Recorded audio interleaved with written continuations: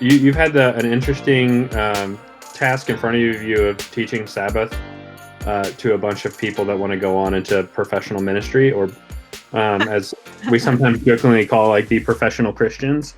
Um, and ironically, I feel like that is perhaps a demographic that struggles the most with finding a practice of Sabbath. And so I'm curious to hear, or curious for you to share some of how you've kind of helped people to embrace a rhythm of Sabbath, and what some of the practices are that you kind of recommend to people as they're looking to incorporate this within their regular rhythms.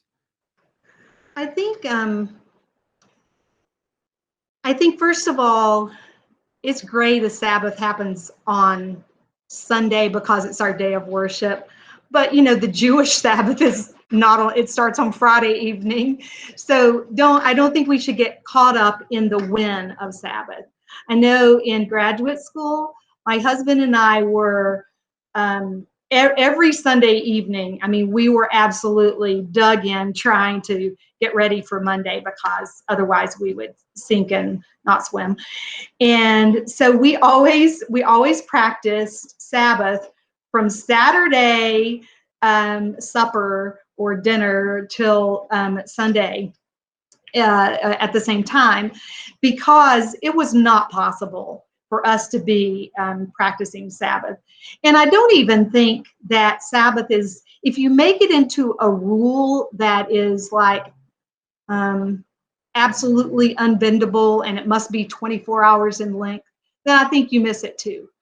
If you embrace it as the gift it is, if you don't have but 2 hours when you can practice Sabbath, I think that the main thing is that you're intentional about it, so that you kind of select some practices that you can be intentional about, that don't take a lot of work preparing.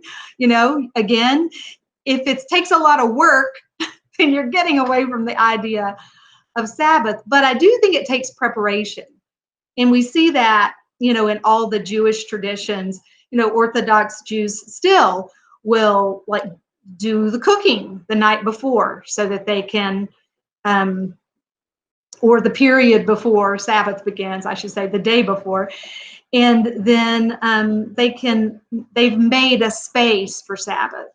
I think sometimes we'll say, well, I don't have time to stop and delight in God and his creation. There's no time. But I think if we create a space, sort of make a date with God, it can happen, but it happens because we've worked in advance. We've done the work beforehand. We've cooked that meal or whatever it is. And so there's space to do it. Now, I think in there you also ask about what are some practices of Sabbath. I love some of the traditional practices. I think are pretty cool.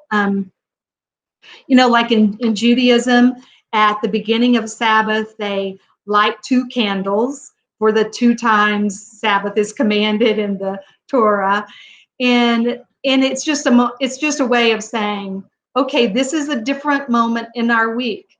And especially in these days of COVID, when every day looks kind of like every other day, I think it's really good to have a time we set apart. And so they will light candles, and I think that's a great practice that I follow sometimes too. And it tells the whole family, hey, we've got these 2 candles lit on the table. This isn't every other day.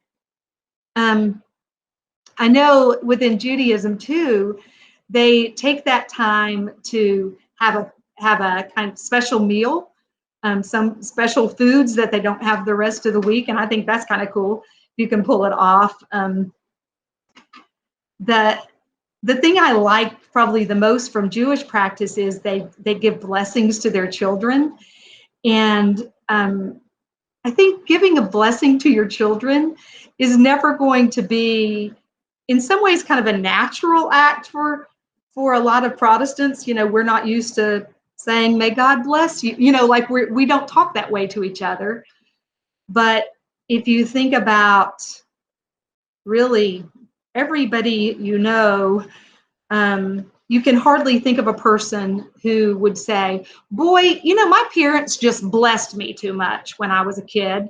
Uh, but rather we make it to adulthood and we feel the opposite of blessed. We feel like we never could please our parents or something. And I love it that within Judaism there is this blessing of the children, and sometimes I think they do the kind of classic prayer we say, may the Lord bless you and keep you, may the Lord, from Numbers, may the Lord make his face to shine upon you.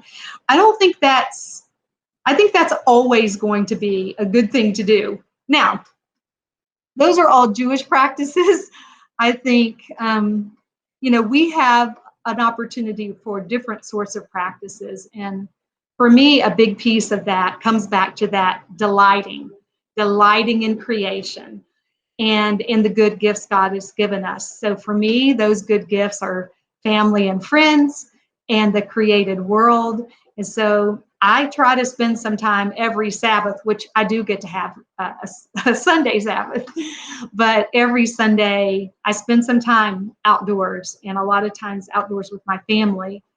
And I just try to be intentional about sort of celebrating God's good gifts to me.